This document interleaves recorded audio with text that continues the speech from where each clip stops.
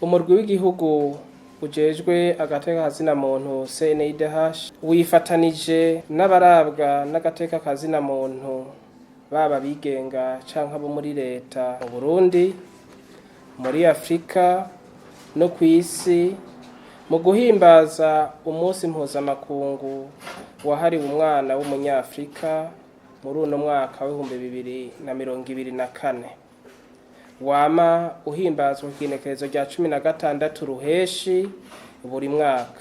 Uno mwaka ufise icivugo gikurikira: inyigisho ku bana bose muri Afrika. Harageze ko umwana wese wo muri Afrika aronka inyigisho z'akanovera. Uyu munsi utwibutsa igandagurwa ry'abana bo mu gisagara ca Soweto muri Afrika y'Epfo ryakozwe kw'igenekerezo rya 16 ruheshi 1976 n'intwaro kajyamisha miryango y'ico gihe. Abo bana bari mu myigaragambyo yo kwanka inyigisho zitabereye baronswa, bongera basaba ko bigishwa mu rurimi kavukire.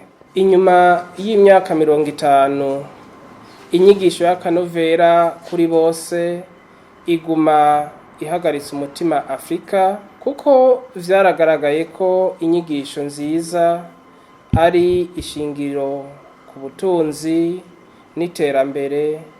Kugeza n'ubu niko biri.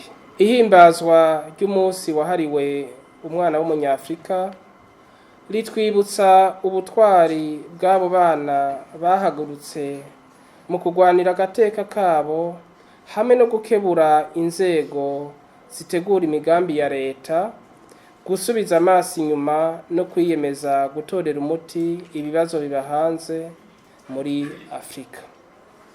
Mu Burundi muti none agateka k'abana kifashe gute? Umugwi w'igihugu ujejwe agateka kazina muntu CNIDH urashima intambwe tumaze kugerako, kandi urahimiriza leta gutora umuti ubereye kandi wihuta ku bibazo bibangamiye ineza y'ibibondo. Umugwi w'igihugu ujejwe agateka kazina muntu CNIDH urashima ingingo ya leta yo kuvura ku buntu abagore bibungenze n'abana batararenza imyaka 5, eka n'urucanco tubona ko rugeze ku rugero rushimishije mu gihugu cyose, kugira berekane ko umwana ari uw'igihugu. Mu gisata c'indero abantu bose bategezwa guterera kugira ngo umwana ashobore kubahirizwa. Ni naco gituma hashinzwe amakomite ku rwego rw'igihugu, urwego rw'intara n'urw'amakomine, eka mbere no ku mitumba, kugira ngo indero y'abana ishobore gukurikiranwa neza. Umugwi w'igihugu CNIDH urashimishwa n'ingingo leta yafashe yo kwigisha abana bose ku buntu no kubagaburira cane cane aho babona ko bikenewe.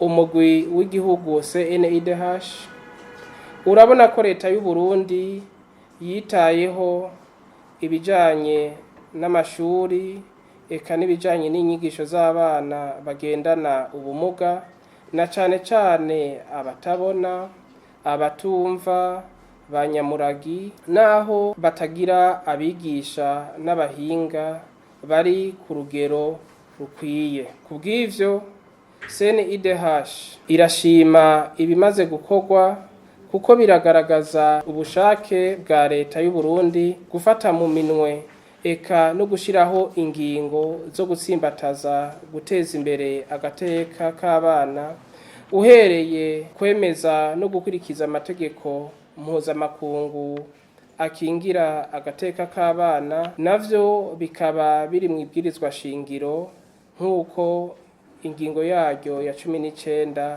ibivuga. Ubu mu Burundi ivyaha bikozwe hamwe n'abo bana nyene barakurikiranwa ku mwanya hisunzwe amategeko mu masentare, kiretse ko hari igihe amatohoza y'ibanze bishika agateba. Turashima ko hashizweho ibigo bijejwe gukosora abana bakoze ivyaha, bikaba ubu biri mu ntara zitatu: Ingozi, mu Rumonge hamwe no mu Ruyigi.